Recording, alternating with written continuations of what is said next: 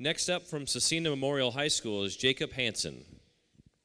Jacob, there it is. There's the applause. Jacob is a senior at Cecina and has been active in a Promise to Keep for the past 2 years.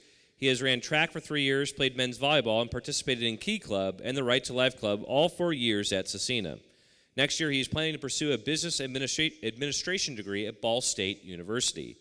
When asked what his most embarrassing moment is, he said this at Mass this week when he was returning from communion.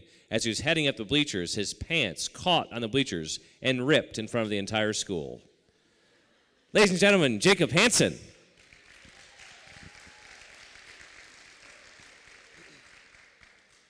Hello, I'm Jake from State Farm. No, just Jake from SC, EC, INA. Okay, thank you for letting me be here today. I have been involved in a Promise to Keep for 2 years now. The program has helped me personally in many ways.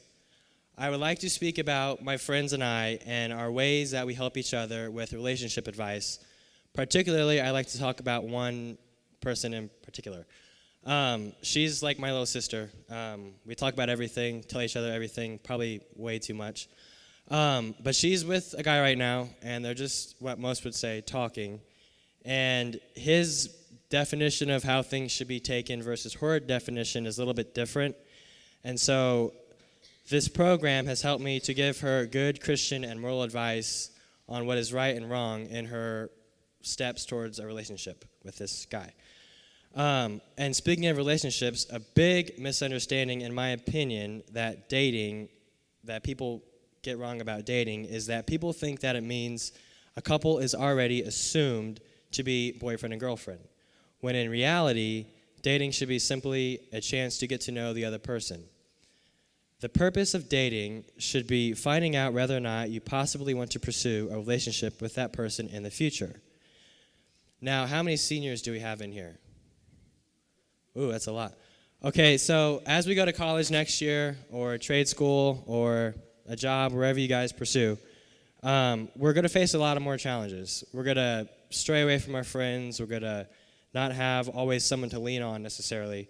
So we face challenges with keeping our promise that we've made. Something that young people should remember when going to parties is that you can have lots of fun without drinking and abusing drugs. And the best part about that is you can remember it the next day. And you can remember the lovely people that you met and the friends that you made. Another important thing that goes along with that is drinking and driving. And we kind of touched on that in the program a little bit, but you can always be the D driver, which stands for designated driver. Don't be afraid to volunteer for that. As I just stated, that does not mean that you will not have a good time. And a witness story I want to bring up about that is that I work with one of my coworkers' cousin was out drinking with her friends and had a full car full of drunk people. The 3 people in the back, they crashed and hit a tree. The 3 people in the back all happened to break their backs. The driver came out okay. The passenger was in the ICU for 4 weeks. Each of these people were extremely hurt, and their blood alcohol contents were so high they could not administer any painkillers. So imagine having a broken back and being in the intensive care unit for 4 weeks and not having any painkillers. So these experiences and stories have helped me to grow as a person and continue to guide the decisions that I make. Keeping these promises and maintaining our morals is why this program works, and it's why it's important.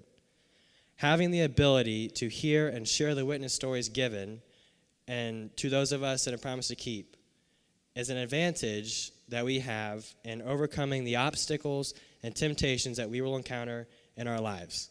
Thank you.